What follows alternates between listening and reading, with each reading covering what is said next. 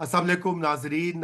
खबर से आगे और नया दौर में आपको खुशामदीद। और आज हम बहुत से मौज़ूआत हैं जिनके ऊपर आपको तज्ज़िया और मालूमात पेश करेंगे। मेरे साथ मौजूद हैं सैयद मोहम्मद अली। आप पहले भी उनको यहाँ देख चुके हैं। उसके अलावा पाकिस्तान के मुख्तलिफ टीवी चैनल्स पर भी आप उनको देखते रहते होंगे, सुनते रहते होंगे। और बहुत से खबरें हैं। सबसे पहले तो टीएलपी के ऊपर जो पाबंदी का बाकायदा नोटिफिकेशन अब आ गया है उनको। एटीए जो है, एंटी टेररिज्म एक्ट के तहत कलअदम करार दिया गया है। और काबीना ने उसकी यूनानिमस मंजूरी दी है, फेडरल कैबिनेट ने। उसके बाद आज जो इतलात आई है कि जैनब ब्रिगेड जो है, उसको भी उसके दो सरकर्दा जो कारकुन हैं उनको भी कराची में गिरफ्तार किया गया है, जो कि फिरका वारियत के जो थे मुख्तलिफ हमले, उनमें इन्वॉल्व थे। वो कराची में दहशत गर्दी की कार्रवाइयाँ कर रहे थे। और हालिया दिनों में समा शॉपिंग सेंटर गुलिस्तान जौहर के पास फायरिंग करके उन्होंने कारी अनस नामी शख्स को कत्ल किया। और उन्होंने ये भी इंकशाफ किया, जो दो लोग पकड़े गए, कि मई 2025 में कराची के इलाके शेरपाग कॉलोनी में भी कारी अब्दुल रहमान नामी शख्स को भी फिरका वाराना बुनियाद पर कत्ल किया गया है। इसके साथ बहुत डिस्टर्बिंग खबर भी है खैबर पख्तूनख्वा से, जहां पर मतवातिर दहशत गर्दी के वाकयात पेश आ रहे हैं। आज भी पुलिस के एहलकारों जो हैं उनके ऊपर हमला हुआ। एक एसपी के शहीद होने की भी इतला है।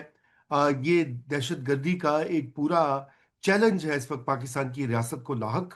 और इसी के ऊपर हम बात करेंगे सैयद मोहम्मद अली साहब से। उसके साथ प्रोग्राम के अगले हिस्से में कुछ ये भी बात करेंगे जहां पर ये चैलेंज लाहक है, तो आलमी फ्रंट के ऊपर पाकिस्तान ने काफ़ी सारी कामयाबियां हासिल की हैं। फॉरेन पॉलिसी के जरीदा जो है, मौकर जरीदा है, उसकी इतला के मुताबिक ये साल जो है ये पाकिस्तान की डिप्लोमेटिक मिरेकल्स या मोजज़ात का साल है।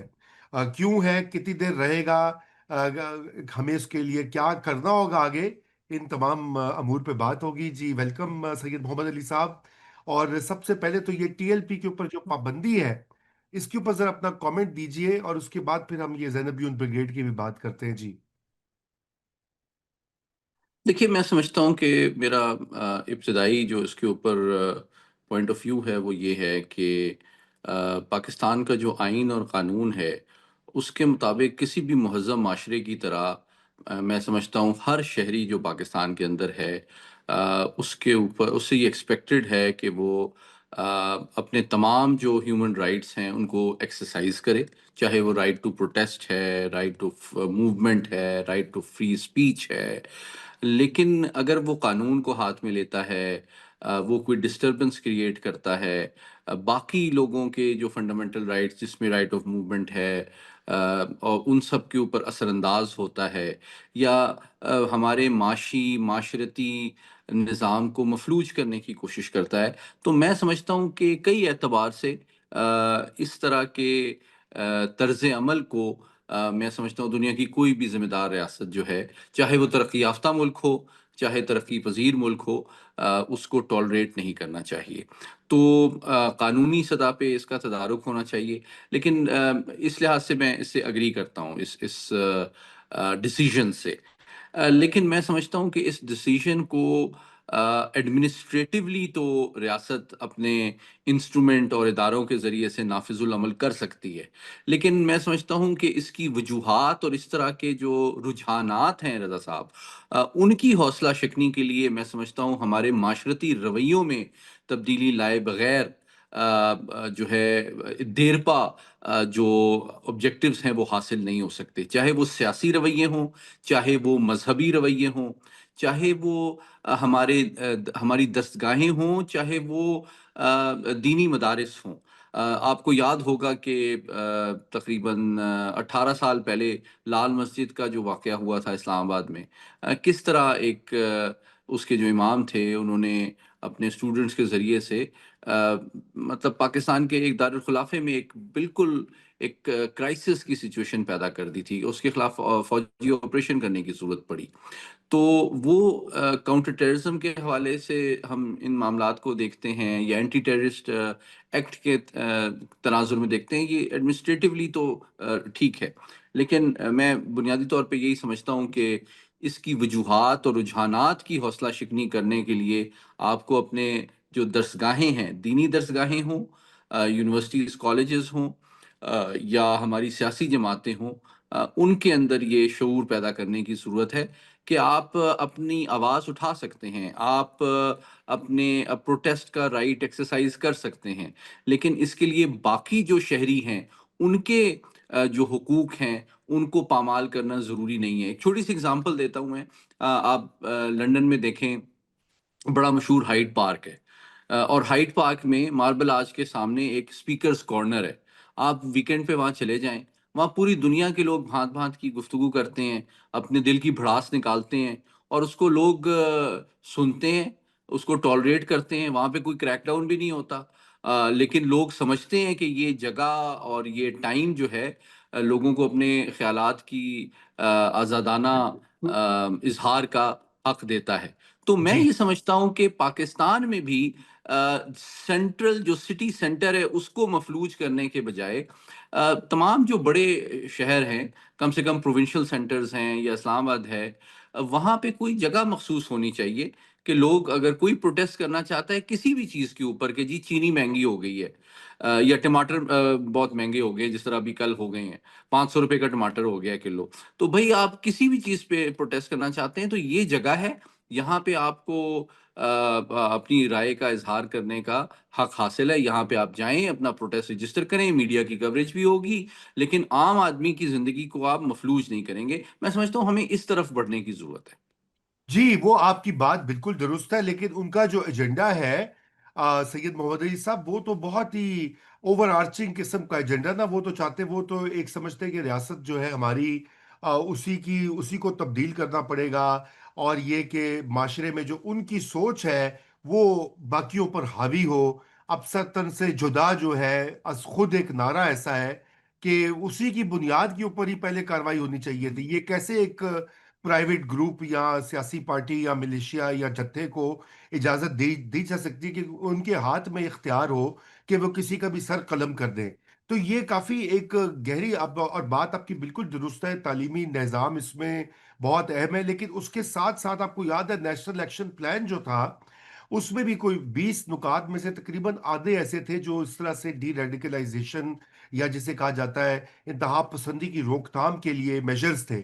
ہم نے اس کے اوپر عمل نہیں کیا۔ اس میں مدرسوں کی رجسٹریشن اور ریگولیشن کا سوال تھا۔ ابھی جا بجا مساجد ہیں، وہ کیا جمعے کے خطبے میں کہتے ہیں، ان میں کون لوگ آتے ہیں، اس کا بھی کوئی طریقہ نہیں ہے۔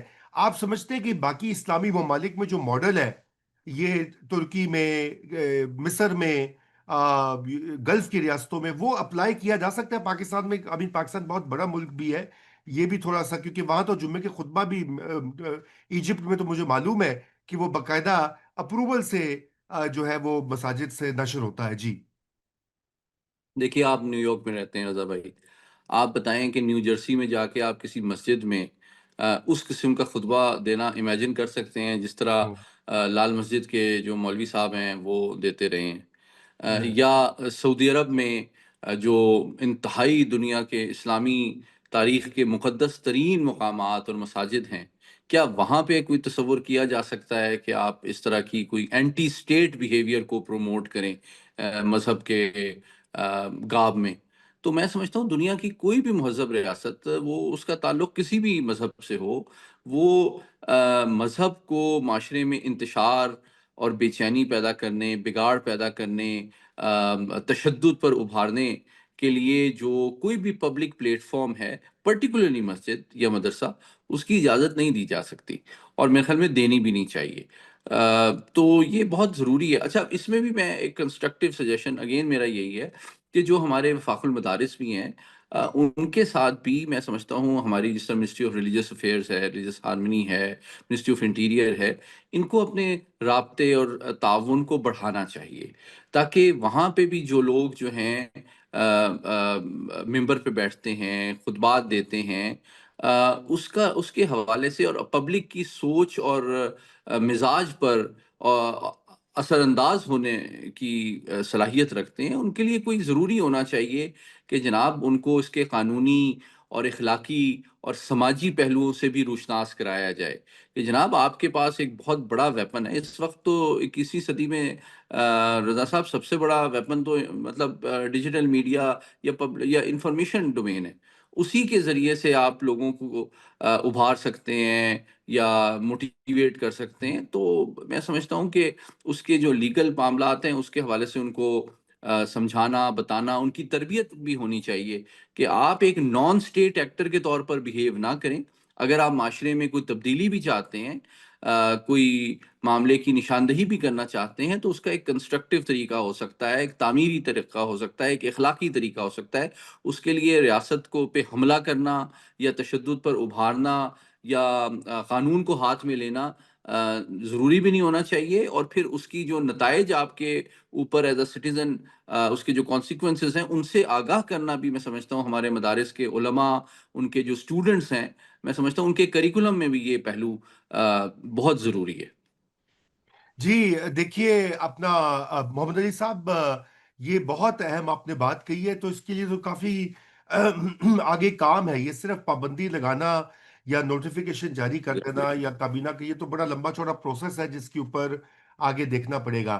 اچھا سید محمد علی صاحب، یہ زینب عیون بریگیڈ کا بھی معاملہ، یہ پہلے شام میں جو ہے ایرانی حمایت یافتہ فورسز کے ساتھ مل کے بشار الاسد کی حکومت کے دفاع میں بھی لڑے تھے، اور اب ان کے یہ جو لوگ کراچی میں پکڑے گئے، یہ کتنا سگنیفیکنٹ معاملہ ہے، اور اس کا کیا پاکستان کے اوپر کیا اس کے اثرات ہو سکتے ہیں؟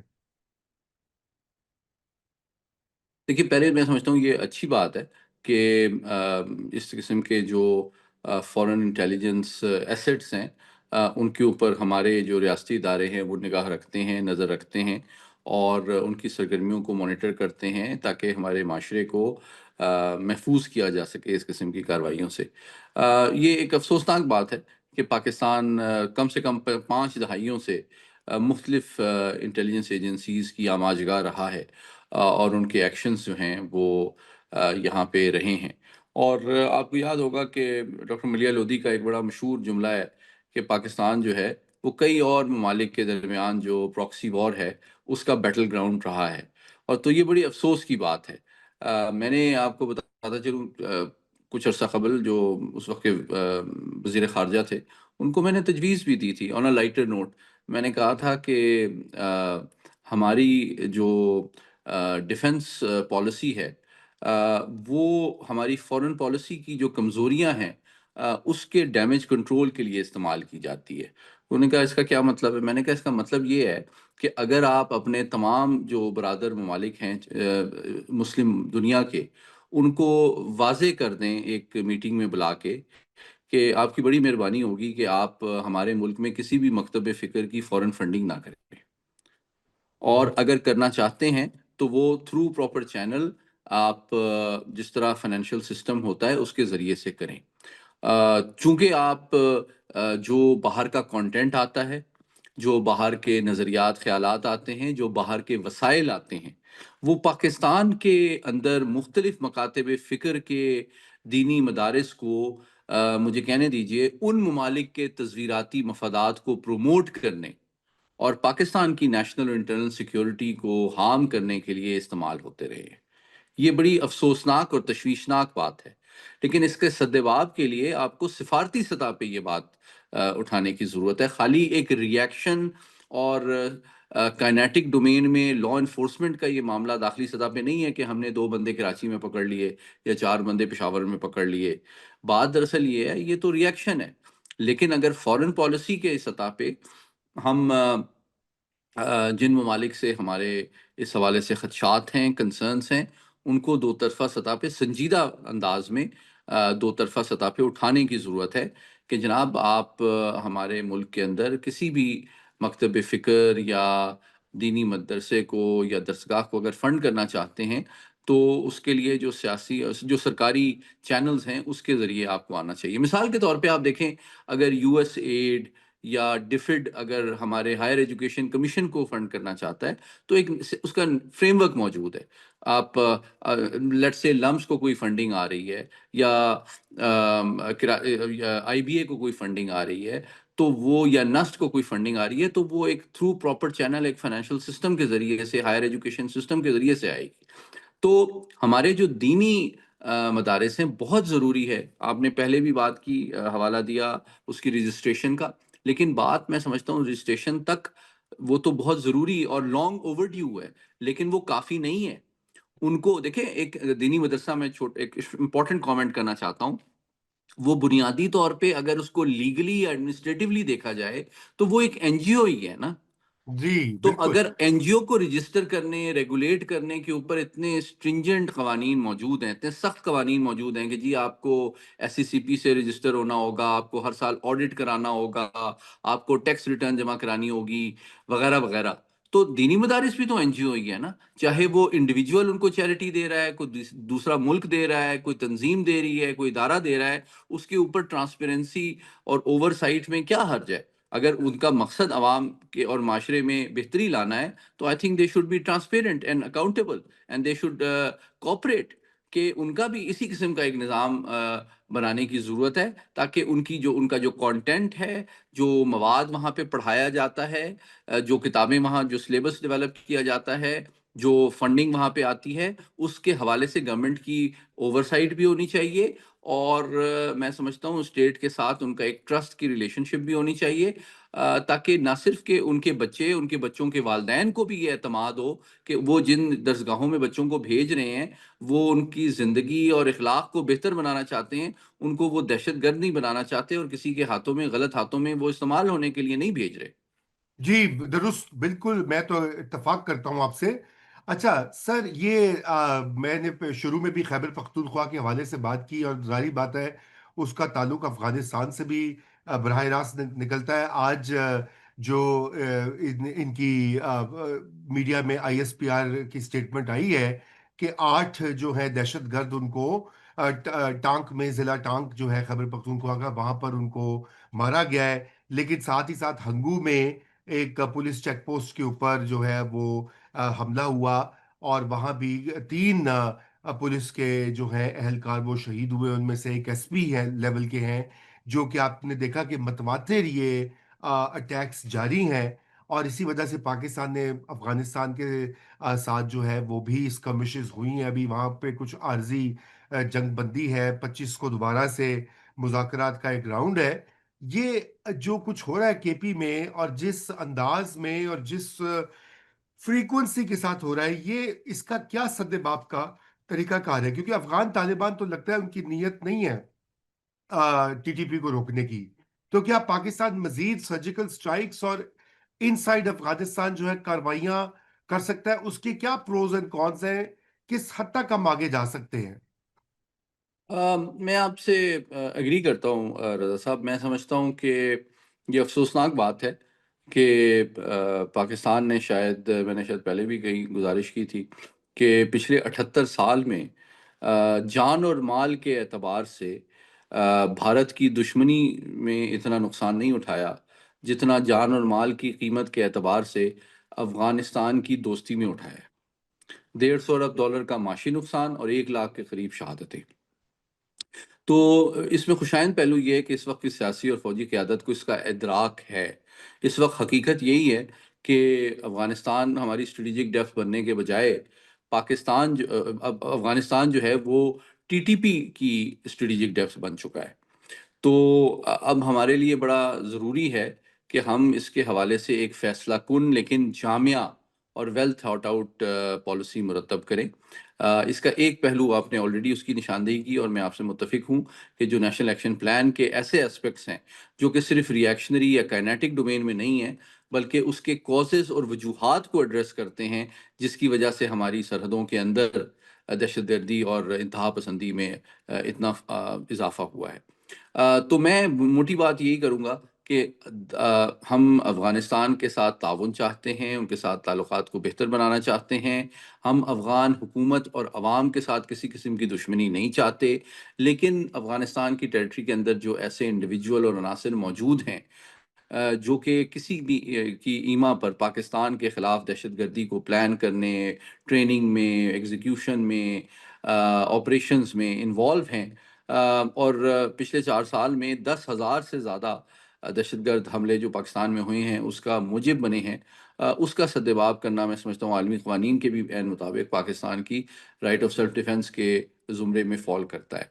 البتہ یہ بہت ضروری ہے لیکن یہ کافی نہیں ہے۔ اس کے لیے میں نے کہا داخلی سطح پہ چونکہ ہم کوآپریٹ کرنا تو چاہتے ہیں افغان حکومت کے ساتھ، لیکن اگر اس میں وہ فورتھ کمنگ نہیں ہوتے، اتنا تعاون نہیں کرتے جتنا ہمیں توقع ہے، تو پھر ہمیں کم سے کم اپنے ہاؤس کو ان آرڈر کرنا تو اب مطلب نہ کرنا ہمارے لیے ان افورڈیبل ہو چکا ہے۔ ہم نے چاہے وہ مدارس کی ریفارم ہو، چاہے سی ٹی ڈی کی کیپیسٹی بلڈنگ ہو، چاہے پولیس کی کیپیسٹی بلڈنگ ہو، چاہے ہمیں افغان جو رجسٹریشن کا پروسیس ہے یا جو اللیگل افغان کی ملک واپسی کا پروسیس ہے، اس سب کو ہمیں کوآرڈینیشن کے ذریعے فیسیلیٹیٹ کرنا اور جلد از جلد پایہ تکمیل تک پہنچانا ضروری ہے۔ یہ وہ سارے اقدامات ہیں جو فوج نے بھی نہیں کرنے اور نہ افغانستان نے کرنے ہیں۔ تو موٹی بات یہ ہے رضا صاحب، جو کام ہم نے خود کرنے ہیں اور ابھی تک نہیں کیے ہیں وہ ہمیں فوری طور پہ کرنے چاہیے۔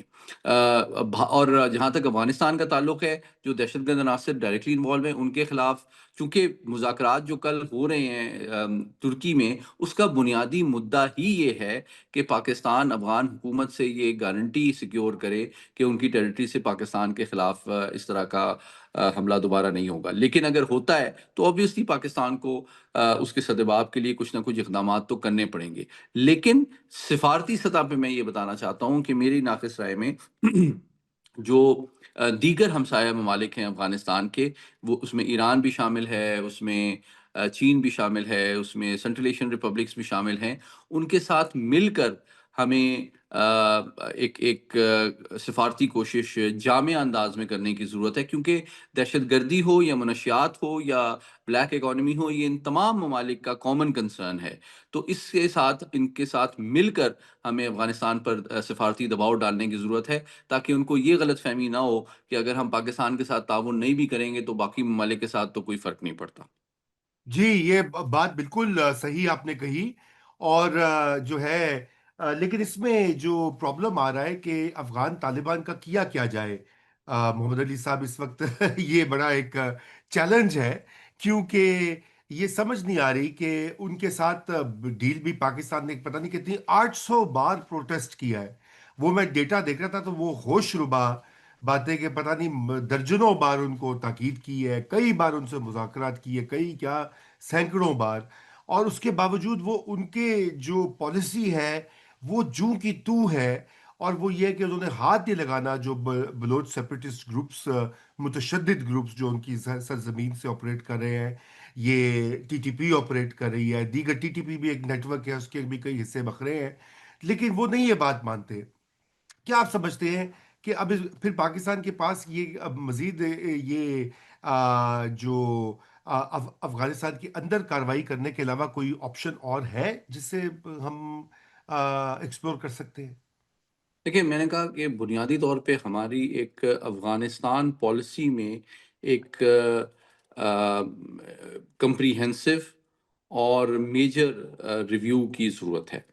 ہم چونکہ ابھی تک افغان پالیسی کے بہت سارے حصے بکھرے کیے ہوئے تھے، ہم نے ان کو کمپارٹمنٹلائز کیا ہوا تھا کہ یہ جی ریفیوجی کا معاملہ ہے، یہ ڈونیشن کا معاملہ ہے، یہ ویزے کا معاملہ ہے، یہ دہشت گردی کا معاملہ ہے، یہ ٹریڈ کا معاملہ ہے، وغیرہ وغیرہ۔ ہمیں ایک جامعہ پالیسی کی ضرورت ہے افغانستان کے اوپر، جس میں ہمارے جتنے بھی انسٹرومنٹس آف پاور ہیں یا لیوریجز ہیں ان کو ہم بیک وقت بروئے کار لائیں۔ اس میں اگر میں 4 ڈومینز میں سمپلی بات کروں یا 5 ڈومینز میں بات کروں، سب سے امپورٹنٹ تو پولیٹیکل ڈومین ہے کہ کم سے کم جو پاکستان کے اندر سیاسی جماعتیں اور صوبے ہیں ان کو تو کم سے کم ہم قائل کریں کہ آپ جو ہے اپنی کیپیسٹی بلڈنگ کریں، گورننس کو بہتر کریں، اور جو اللیگل افغانز ہیں ان کے جو مضر اثرات ہمارے معاشرے پہ، معیشت پہ، سلامتی پہ پیدا ہو رہے ہیں ان سے ہم جان چھڑانے کی کوشش کریں۔ دوسری ڈومین انفارمیشن ڈومین ہے۔ ہمارا جو موقف اور بیانیہ ہے وہ بھی ایک کنسرٹڈ اسٹرانگ میسج دینے کے لیے ضرورت ہے، اور پاکستان کے لوگوں کو بھی اس میں بہت امپورٹنٹ رول پلے کرنا چاہیے۔ مے بی جو اللیگل افغان ہے اس کے اوپر حکومت شاید کوئی انعام رکھ دے ایز این انسینٹیو، کہ جی مثلاً آپ کو 1 لاکھ روپے انعام دیا جائے گا اگر آپ اللیگل افغان آپ کے گھر میں، آپ کے محلے میں، دکان میں، تندور پہ، کہیں پہ بھی موجود ہے، آپ اس کو پوائنٹ آؤٹ کریں تو آپ کو 1 لاکھ روپے انعام دیا جائے گا۔ اس کو انسینٹیوائز کر دیں آپ، اور اس کو فیسیلیٹیٹ کریں، اور افغانستان کو بھی یہ پیغام کلیئرلی دیں کہ ہماری افغان حکومت سے، افغان عوام سے کسی قسم کا کوئی مسئلہ نہیں ہے، ان کے ساتھ کوئی جنگ نہیں ہے۔ ہم صرف جو ہے ان انڈیویجولز یا ایلیمنٹس کو کے خلاف رسپونڈ کرنے کا حق محفوظ رکھنا چاہتے ہیں، جو کہ آپ کی کوشش کے باوجود پاکستان کے اندر حملہ کر رہے ہیں اور اتنے بڑے پیمانے پہ ہمیں نقصان پہنچا رہے ہیں۔ تیسری ڈومین اکنامک ڈومین ہے۔ اکنامک ڈومین میں بھی ہمیں، میں سمجھتا ہوں، چین کے ساتھ کوآپریٹ کرنے کی ضرورت ہے، کیونکہ چین نے سب سے لیوکریٹو جو ان کو انسینٹیو دیا تھا فار گڈ بیہیویئر، وہ سی پیک کو ایکسٹینڈ کرنے کی آپشن ہے، کہ اگر سی پیک کو آپ ایکسٹینڈ کرتے ہیں افغانستان میں، تو وہاں کے لوگوں کو بہت زیادہ مواقع میسر آئیں گے اپنے معیار زندگی کو بہتر کرنے کے لیے، روزگار کے حوالے سے۔ تو یہ ایک کیرٹ کے ساتھ، اسٹک کے ساتھ ساتھ ایک کیرٹ بھی آپ اس کو دے رہے ہیں، کہ آپ اس اپرچونٹی لاس کو بھی ذہن میں رکھیں، کہ اگر آپ بھارت کے پراکسی بن کے اس ملک افغان سرزمین کو آفر کر رہے ہیں B L A T T P کے لیے پاکستان کے خلاف، تو اس کا نقصان صرف پاکستان کا ٹرسٹ اور گڈ ول نہیں ہے، آپ ان بہت ساری لیوکریٹو اکنامک اپرچونٹیز سے بھی ہاتھ دھو بیٹھیں گے، جس کے ذریعے سے نہ صرف آپ کی حکومت کی لیجیٹیمیسی، بلکہ آپ کی عوام کی خوشحالی اور معیار زندگی میں بھی تبدیلی آ سکتی ہے۔ تو یہ تیسرا اکنامک لیوریج بہت امپورٹنٹ ہے۔ اور چوتھا، جس طرح میں نے کہا، سفارتی سطح پہ، کہ ہمیں ریجن کے تمام کنٹریز، جو خاص خصوصاً جو نیبرز ہیں، ان کا ایک فریم ورک بنا کر، اس کے ذریعے سے مل کر ان کو یک زبان ہو کر یہ پیغام دینے کی ضرورت ہے کہ آپ کے ملک سے دہشت گردی، آپ کے ملک سے کرائم اور آپ کے ملک سے منشیات اس پورے خطے کے لیے خطرہ ہے، اور یہ آپ کے کسی بھی نیبر کو ایکسیپٹیبل نہیں ہے۔ اور آخری بات یہ کہ پھر جو انڈیویجول رہ جاتے ہیں ہمارے خلاف، جو مسلسل کارروائیاں ان کے کہنے کے باوجود کر رہے ہیں، ان کو ڈیفینیٹلی ہمیں ان کے خلاف جوابی کارروائی کا حق ہم محفوظ رکھتے ہیں۔ لیکن آخری کامنٹ کوئکلی، ابھی جو ریسنٹ رپورٹس آ رہی ہیں اس میں یہ آ رہی ہیں کہ کابل اور قندھار کے درمیان بھی جو ہے نا ایک پاور سٹرگل کافی انٹینسیفائی ہوتی جا رہی ہے، اور نظریاتی جو ان کی قیادت ہے قندھار کی، وہ شاید پاکستان کی طرف نرم گوشہ رکھتی ہے، لیکن جو ایمبیشس پولیٹیکل پاور ہے کابل میں، وہ شاید ان کی بات سنتی نہیں ہے، اور وہ ٹالریٹ کر رہی ہے ان دہشت گرد ایلیمنٹس کو جو کہ پاکستان کے دشمن ہیں۔ جی، بہت شکریہ محمد علی صاحب آپ کے وقت کا، اور انشاءاللہ آپ کو ہم زحمت دیتے رہیں گے وقتاً فوقتاً۔ تو آج کے لیے آپ سے اجازت، اور یہ بہت ہمیشہ کی طرح very enlightening discussion. Thank you. بہت شکریہ، تھینک یو سر۔ جی ناظرین، بڑھتے ہیں اگلے حصے کی طرف، اور مجھے جوائن کیا ہے عمار رشید صاحب نے۔ عمار ہمارے نوجوان دانشور بھی ہیں، سیاسی کارکن بھی ہیں، اور جو ہے لیڈر ہیں ہمارے سب کے قوم کے۔ جی عمار، کیا حال ہے آپ کا؟ ذرا انمیوٹ کر لیجئے۔ بالکل ٹھیک ہے sir, thank you so much for having me, good to see you. جی جی، گڈ ٹو سی یو۔ بالکل عمار، میں نے آپ سے دو تین ایشوز کے اوپر بات کرنی۔ سب سے پہلے تو ہم ٹی ایل پی کی بات کر رہے تھے کہ ٹی ایل پی کا بین یہ جو ہے آج نوٹیفیکیشن بھی ہوا ہے۔ آپ کیا سمجھتے ہیں بحیثیت، آئی مین یو آلسو پولیٹیکل ورکر، اس کے اوپر لوگ اعتراضات بھی کر رہے ہیں، وہ کہہ رہے ہیں کہ کچھ لوگ کہہ رہے ہیں طریقہ کار صحیح نہیں ہے، اس کو ای سی پی کے تھرو ہونا چاہیے تھا۔ اچھا، کچھ کہہ رہے ہیں ہونا ہی نہیں چاہیے، سوچ جو ہے اس کو بدلیں۔ ہاؤ ڈو یو سی دس؟ ہاں جی، رضا آئی تھنک یہ ہے obviously ایک بہت ہی پیچیدہ معاملہ ہے، کیونکہ اس کی تاریخ بھی بہت زیادہ پیچیدہ ہے۔ بہت ہم تو اس کے اوپر بہت عرصے سے، جب سے ٹی ایل پی شروع ہوئی ہے 2017 کے اندر، جب پہلا فیض آباد دھرنا ہوا تھا، تب سے ہم اس کے اوپر لکھ بھی رہے ہیں، وارن بھی کر رہے ہیں کہ یہ معاملہ پاکستان کے لیے بہت خطرناک ہے، اور اس کے بعد سے مزید خطرناک ہوتا گیا۔ اور ظاہر ہے ہم نے اس کی تاریخ دیکھی ہے کہ کس طرح مختلف اسٹیبلشمنٹ نے مختلف اوقات کے اوپر اس پارٹی کو استعمال بھی کیا ہے۔ اور ظاہر ہے اب بہت سارے اس طرح کے واقعات ہوئے ہیں تشدد کے، اور اس سے ظاہر ہے پوری ایک سوچ کو فروغ دیا گیا ہے پاکستان میں مذہبی انتہا پسندی کی۔ تو جہاں تک بین کرنے کا سوال ہے، دیکھیں ظاہر ہے کوئی بھی آئی تھنک سیاسی کارکن کسی جنرلی ایک سیاسی جماعت کے بین ہونے کو کو بہت اچھی چیز نارملی تو نہیں سمجھے گا۔ لیکن میرے خیال میں جہاں تک ٹی ایل پی کا سوال ہے، دس از ایک، یہ کوئی نارمل سیاسی جماعت اس طرح سے نہیں ہے جس طرح باقی سیاسی جماعتیں ہیں۔ جو تشدد ہے، اور بلکہ نہ صرف تشدد بلکہ ایک طرح سے قاتلانہ تشدد، وہ اس کی پارٹی کے جو ہے وجود سے منسلک ہے، مطلب جو اس کا اوریجنز ہی ہیں، ممتاز قادری کے سے انسپائر جو یہ جماعت بنی ہے، اس کا مقصد ہی تھا ایک طرح سے بلاسفیمی کے لیے قتل کو نارملائز کرنا اور سیلیبریٹ کرنا. اور دس از ناٹ مطلب جماعت اسلامی ہوگی، جے یو آئی ہوگی، مختلف مجلس وحدت المسلمین ہوگی، یہ اس طرح کی مذہبی جماعتوں کے ساتھ آپ اس کا اس طرح سے موازنہ بھی نہیں کر سکتے. تو it's a very distinct political phenomenon. تو آئی تھنک جو لوگ بہت ساری بات کر رہے ہیں کہ یہ پریسیڈنٹ سیٹ ہو جائے گا کہ اور سیاسی جماعتوں کے اوپر بھی اس چیز کو اپلائی کیا جائے گا اور ان کو بھی بین کیا جائے گا. میرے خیال میں یہ کوئی پریسیڈنٹ تو اس طرح سے کوئی نئی چیز نہیں ہے. پاکستان ایسا ملک نہیں ہے جس میں کوئی سیاسی جماعت کو بھی بین نہیں کیا گیا.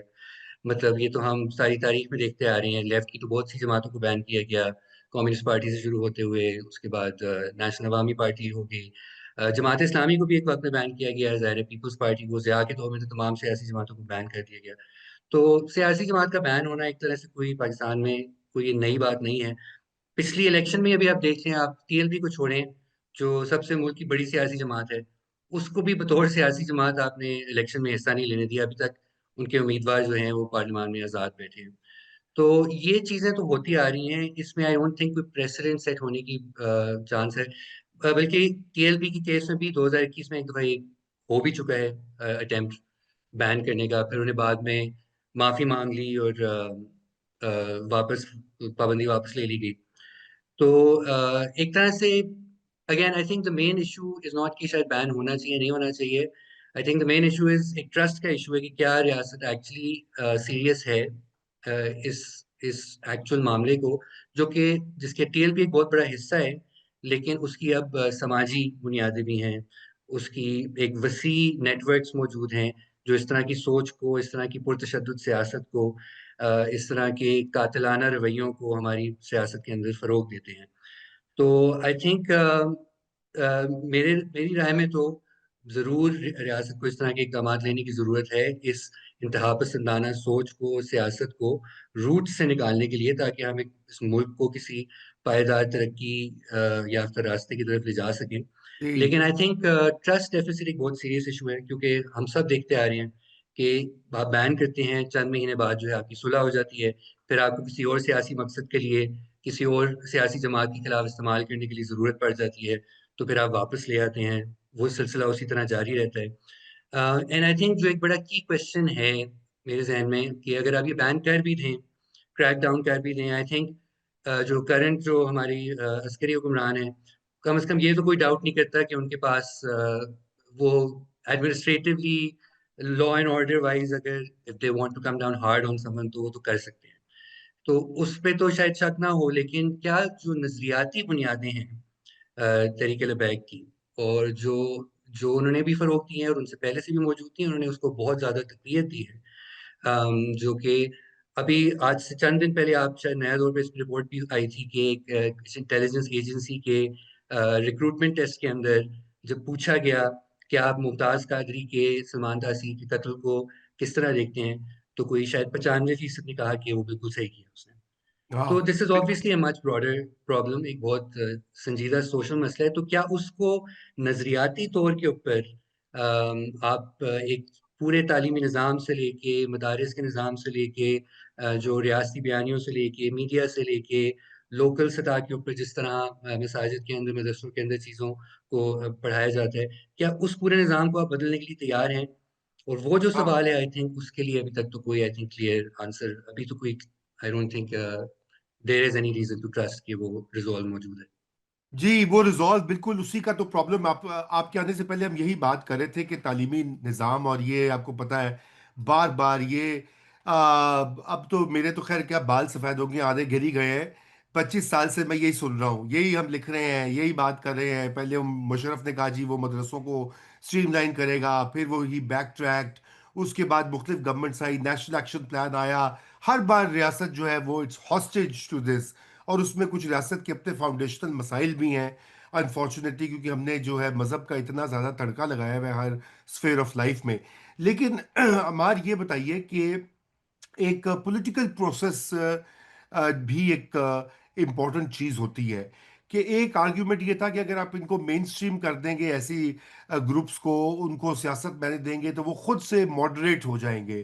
یہ جو آپ سنی ہوگی آپ نے بھی یہ تھیری، اور بہت سے لوگ اس میں مثالیں بھی دیتے ہیں، آپ کس حد تک یہ سمجھتے ہیں کہ پاکستان کے کانٹیکسٹ میں یہ پاسبل ہے کہ اس طرح کے متشدد گروپس جو کہ سرطن سے جدا کرنے کا مطالبہ کرتے ہیں، آپ ان کو نارملائز یا مین سٹریم کریں گے تو وہ کہیں نہ کہیں آ کر ایک ایکولیبریم پہ ماڈریٹ ہو جائیں گے؟ ایسا ممکن ہے؟ I mean, I guess theoretically you could say کہ شاید ممکن ہو. مطلب اگر آپ کی ریاست ایک اس طرح کی ریاست ہو جس کے پاس وہ ویئر ود آل ہو کہ نہ صرف آپ ان لوگوں کو ڈی ویپنائز کریں گے، ان کو آپ تشدد کے راستے سے دور لے جائیں گے، بلکہ آپ ان کو ڈی ریڈیکلائز کریں گے، ان کی آپ ری ایجوکیشن کریں گے، ان کو کسی طرح معاشی طور کے اوپر انٹیگریٹ کریں گے، ان کو کوئی روزگار کے کوئی ٹھوس مواقع فراہم کریں گے، ان کے بچوں کے لیے ایک نئے طرز تعلیم کا آپ کو منظم کریں گے. تو آئی مین آپ دیکھ سکتے ہیں ہمارے ہمسایہ ممالک میں، چین میں بھی اس طرح کے پروگرامز تو کیے ہیں جس کے لوگ تنقید بھی کرتے ہیں کہ وہ بہت زیادہ اتھارٹیرین ہیں، اور بہت سارے مسائل ہیں، اور یقیناً ہیں بھی، میں یہ نہیں کہہ رہا اس کے اندر ایکسیسز بھی ضرور ہوں گے، اور ضروری نہیں ہے کہ آپ کو مکمل طور پہ وہ ریپلیکیٹ کرنا پڑے. لیکن ہمارے پاس بہت ساری مسلمان ممالک میں بھی مثالیں موجود ہیں. ہمارے پاس ترکی کی مثال ہے، ہمارے پاس ہوں سینٹرل ایشین جو مسلم ممالک ہیں ادھر کی مثالیں، ایون اوبیسلی مڈل ایسٹ میں بھی آپ کو مل جاتی ہیں.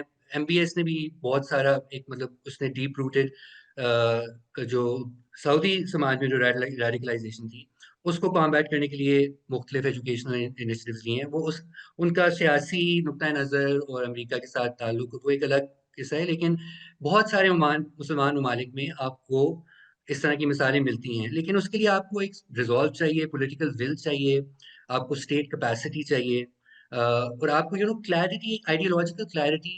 آئی تھنک جو آپ کی جو existing governing ruling set up ہے اس کے اندر ہونا بہت اشد ضرورت ہے. اب آئی ڈونٹ نو وہ آئیڈیولوجیکل جو جنگ اگر لڑنی ہے آپ نے، تو ابھی کے رولنگ سیٹ اپ میں کون ایسا ہے لومینری جو کہ ایکچولی جا کے مکالمہ کر سکتا ہے، جو کہ ایک نئی مذہبی روایات ہیں، یا اگر آپ نے کوئی ماڈرنسٹ اسلامک انٹرپریٹیشنس کو فروغ دینا ہے آپ ان کو فروغ دیں.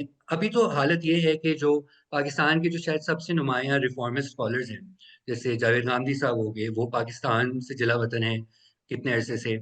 ایسے لوگ بھی جو کہ ابھی کی حکومتی بیانیے سے جن کا اتفاق تھا زیادہ، اس طرح جیسے محمد علی مرزا جیسے لوگ، وہ انہوں نے بھی ان بہت سارے گروپس کے خلاف اور اس بلاسفیمی پالیٹکس کے خلاف بات کی. وہ آج جیل میں بیٹھے ہیں کیونکہ انہوں نے کسی کرسچن سیکٹ کی بلیف کو کوٹ کیا تھا. اور نہ صرف پھر ریاست کی سنجیدگی سے اس بات سے اندازہ ہو سکتا ہے کہ نہ صرف وہ اس کو پروٹیکٹ نہیں کر پائے، بلکہ الٹا جو کاؤنسل آف اسلامک آئیڈیالوجی انہوں نے کہا آپ اس پہ مزید توہین کے الزامات لگائیں. تو اگر آپ کے ایگزسٹنگ جو ایون اگر آپ رولنگ اسٹیٹ سے لنک جو آپ کے ریلیجس آئیڈیالوگز جو علماء اور مشائخ ہیں، وہ اگر اس چیز کے اوپر کلیئرٹی نہیں رکھ سکتے کہ آپ نے اس طرح کی سوچ کو کس طرح ختم کرنا ہے، اور آپ نے یہ جو ہر چیز کو بلاسفمی قرار دینا، جو ہمارے اپنے قوانین کے اندر ان چیزوں کو ڈالا گیا ہے تاکہ لوگ اس کو ایک ہتھیار کے طور پہ استعمال کر سکیں. اس کے اوپر بہت سارے لوگوں نے کام کیا ہے، رفعت نظر جیسے، جنہوں نے بتایا کہ کس طرح قوانین کو ٹوسٹ کیا گیا ہے and how they become a tool in the hands of the most corrupt people in society.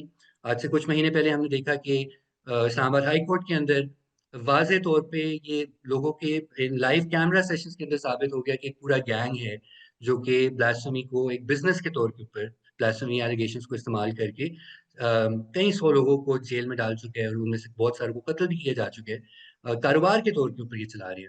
اور جب فیصلہ آیا ہائی کورٹ کا اس کے خلاف اور ایک کمیشن بننے کا جو آرڈر آیا، اس کے اوپر بھی ابھی تک جو ہے وہ عمل درآمد نہیں کرا سکے. تو ٹھیک. یہ اتنے گہرے، اور ساتھ میں یہ بھی اس میں پتہ چلا کہ ایف آئی اے کے بھی افیشل شاید اس کے اندر ملوث تھے. تو ایک بہت ڈیپ روٹڈ ایشو ہے یہ آپ کی ریاست کے ہر ادارے کے اندر، from the top to the bottom یہ سوچ جو ہے انفیسٹڈ ہے. تو ایک جماعت کو بین شاید چلے، maybe it might be good first step شاید اگر آپ کا ریزالو دکھانے کے لیے، لیکن the problem is far greater and it again comes down to whether or not کہ حکومت کے پاس وہ نظریاتی ویئر ودال ہے اور وہ سیاسی ویئر ودال ہے کہ وہ اس پریشر کو وithstand بھی کر پائیں گے یا نہیں، اور اس کو آئیڈیولوجیکلی کنفرنٹ کر پائیں گے یا نہیں. ہاں، یہ بہت بڑا سوال ہے اور بڑے بڑے سوالات ہیں. یہ وہی ان کا جواب انفارچونیٹلی खोजना ही पड़ेगा।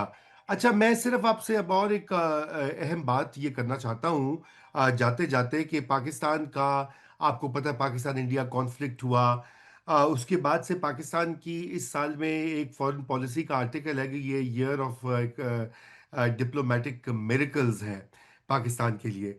अमार, आप कितना ये समझते हैं कि आई एम श्योर कि आप भी सरप्राइज हुए होंगे पाकिस्तान के अमेरिका के साथ ताल्लुकात, चीन के साथ, ईरान के साथ, तुर्की के साथ, सऊदी अरेबिया के साथ डिफेंस पैक्ट, इंटरनेशनल डोमेस्टिक तो हमने जो चैलेंजेस है उसका तो जिक्र कर दिया, ये internationally how would you you know frame all of this? क्या पाकिस्तान की कोई बहुत ही अहमियत बढ़ गई है, या it's just a stroke of luck, या ये कि पाकिस्तान ने अपने कार्ड सही खेले हैं? What do you see there? I mean I agree कि डिप्लोमेटिक सतह के ऊपर पिछले चंद माह में खासकर इंडिया पाकिस्तान की जो झड़प हुई उसके बाद काफ़ी ज़्यादा डिप्लोमेटिक सक्सेसेस हुए हैं। यकीनन पाकिस्तान की डिप्लोमेटिक स्टैंडिंग में इजाफा हुआ है। और आई थिंक उसकी बहुत सी कुछ ठोस मादी वजूहात हैं, उसकी जियो स्ट्रेटिजिक वजूहात हैं। अब अमेरिका की तरफ से पूरे साउथ एशिया के अंदर उनकी जो तारीखी तौर पे जियो स्ट्रेटिजिक अलाइनमेंट थी, उसको एक तरह से क्वेश्चन किया जा रहा है एक बार फिर कि इंडिया के ऊपर उन्होंने जो बैंक किया फॉर डेकेड्स हाँ। As a counter wait to China, अब वो उसको रीवैल्यूएट कर रही है क्योंकि इट सीम्स लाइक कि it's not as useful as they expected them to be. And because of a lot of reasons, regionally, Pakistan की अहमियत बढ़ी है क्योंकि everything from whether it's counterterrorism, whether it's the critical minerals issue, hmm. to obviously जो गजा के अंदर जो एक पीस प्लान जो है उसके अंदर पाकिस्तान का भी किरदार रहा है। एंड इसराइल की भी जो ऑब्वियसली रही हैं जो उसकी एक्सपेंशनिस्ट हरकत है रीजन के अंदर और अटैक्स हैं ईरान से कतर पे लेकर, उसकी वजह से गल्फ की कंट्रीज भी कुछ रीवैल्यूएट कर रही हैं जिसकी वजह से पाकिस्तान और सऊदी पैक्ट भी हुआ है सिक्योरिटी। तो I think there is definitely opportunities here for Pakistan, जिससे पाकिस्तान अपनी आई थिंक मईशत को फिर से किसी ठोस बुनियादों के ऊपर लाने के लिए लेवरेज कर सकता है अगर we play our cards right. At the same time ये जो सूरत हाल है इसमें बहुत इनहेरेंट रिस्क हैं जो हमें वाज़ेह तौर पर नजर आ रहे हैं, and none more so then जो पाकिस्तान का अमेरिका और चाइना के दरमियान जो बैलेंसिंग एक्ट है वो। एंड आई थिंक ये एक बहुत क्रिटिकल चीज़ है जो पाकिस्तानी पॉलिसी मेकर्स को मद्देनजर रखने की ज़रूरत है, specially when it comes two things like rare earth minerals. I think इस बात में कोई शक नहीं कि आई थिंक पाकिस्तान को tactically it makes sense to obviously foster अच्छे ताल्लुकात with the United States, and especially insofar as it helps कि पाकिस्तान अपने मुल्क में पीस और तरक्की सिक्योर कर सके, लेकिन it should not come at the cost of जो पाकिस्तान की जो ज़्यादा पायदार और मीनिंगफुल जो स्ट्रेटेजिक पार्टनरशिप है चाइना के साथ। और अभी हमने रिसेंटली इसके अंदर कुछ फ्रिक्शंस देखी भी हैं ये जो रेयर्स मिनरल्स के एक्सपोर्ट्स के हवाले से, कुछ concerns about the potential of Chinese equipment, refining equipment, processing equipment being used to export rare earth minerals to the United States. And I think इसके ऊपर डिबेट होना बहुत ज़रूरी है पाकिस्तान में। I mean, I don't think the facts are 100% clear around that. लेकिन हमारी priority इस हवाले से, and if whether it's rare earth minerals, whether it's things like oil exploration, whether it's other economic investment in Pakistan, कि आप पाकिस्तान के अंदर इस पूरी सूरत हाल में किस तरह एक पायदार सनती तरक्की को फ़रोग दे सकते हैं। कि आई थिंक जहाँ चाहे मिनरल्स हो या तेल हो, हमारा एम्फेसिस सिर्फ ये नहीं होना चाहिए कि we just sell our resources to the highest bidder जो भी हमें उस रॉ मटेरियल की एक्सट्रैक्शन के लिए दे रहा हो। हमारी स्ट्रैटेजी होनी चाहिए कि किस तरह हम पाकिस्तान में जो प्रोसेसिंग कैपेसिटी है और जो प्रोडक्टिव कैपेसिटी है और उससे जो डाउन स्ट्रीम इंडस्ट्रीज हैं, चाहे वो सेमीकंडक्टर्स की हों और आईटी की हों, क्रिप्टो हो, जो पाकिस्तान के अंदर इंडस्ट्रियल कैपेसिटी को बढ़ाने में फ़ायदा दे सकती है, हम उसको किस तरह फ़रोग दे सकते हैं। और देखिए मिनरल्स का जहाँ तक सवाल है, it's very clear, China is miles ahead of any other country in the world when it comes to minerals processing. And जो उनके पास प्रोसेसिंग कैपेसिटी है वो America may be even in the next few decades नहीं उसको meet up कर सकता। तो I think strategically it's very important for Pakistan. It's not about कि आप किस कोल्ड वॉर में किसकी साइड पे हैं वगैरह, इट्स अबाउट आप पाकिस्तान के अंदर सॉवरेन डेवलपमेंट को किस तरह फ़रोग दे सकते हैं। And I think we should not किसी शॉर्ट टर्म फ़ायदे के लिए हमें अपनी लॉन्ग टर्म پیس، سیکیورٹی اور انڈسٹریل پروگریس کو سیکریفائس نہیں کرنا چاہیے. اور ساتھ ساتھ بہت اہم یہ چیز ہے کہ یہ سیاسی سوال بھی ہیں، اور بہت ضروری ہے کہ یہ تاثر نہ ہو کہ یہ جو منرلز ہیں یہ ہماری رولنگ اشرافیہ اور سول عسکری جو بیوروکریسی ہے وہ اپنے فوائد کے لیے بیچ رہے ہیں، اور جو مقامی عوام ہے ان کو اس سے فائدہ نہیں ہو رہا. So these procedures, these political processes have to be taken into account from the outset. اور this جو ہمیں اپرچونیٹیز جو اس جیو اسٹریٹجک ری الائنمنٹ سے جو ہمیں مل رہی ہیں وہ پاکستان کے لیے زیادہ مسائل کا بھی باعث بن سکتی ہے. بالکل، بہت شکریہ عمار آپ کے وقت کا. ناظرین، ہندوستان میں پاکستان کے جنرل ساحر شمشاد مرزا کی ایک تقریر کے اوپر بھی بہت زیادہ ریئیکشن آ رہا ہے، اور انہوں نے اس میں کہا تھا کہ انڈیا جو ہے وہ ٹروجن ہارس ہے اس خطے کا اور دنیا کا. اور وہ پھر سے جو ہے وہ، آپ کو پتہ ہے انڈین میڈیا کو تو ایک موقع چاہیے ہوتا ہے، وہ اس کا ذکر کر رہے ہیں بار بار. لیکن حقیقت یہ ہے کہ جیسے فورن پالیسی کے میگزین نے کہا ہے کہ یہ پاکستان کے لیے ایک بہت ہی زبردست اپرچونٹی پیدا ہوئی ہے.